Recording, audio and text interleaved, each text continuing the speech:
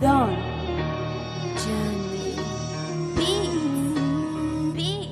O iau de mână și plec cu ea, chiar dacă viața-i grea. Și mă simt atât de mândru să știu că-i numai a mea. I-am promis că o să zâmbească, i-am arătat că îmi pasă. I-am promis că-i voi fi soț, ea că îmi va fi nevastă. Că e atât de frumoasă, deșteaptă, prietenoasă.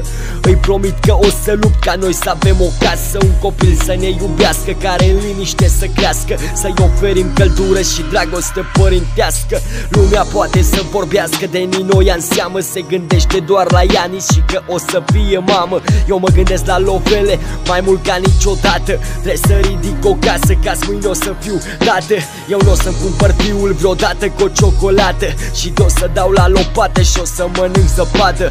N-am de gând să-mi văd familia supărată, n-am de gând să-mi țin familia cu pâine și marmeladă.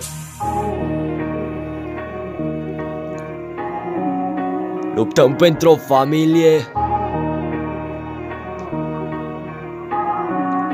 luptăm pentru o familie.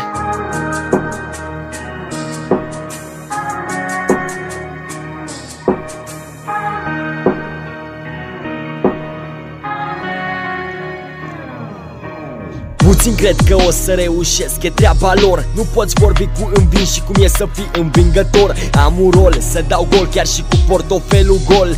O să ridic castel sătul de frigul din subsol. Îmi promite zi de zi că nu îi arde de prostii. Zice că nu o să mă înșele, că vrea copii. Îi zic că n-avem bani, zice că nu vrea hârtii.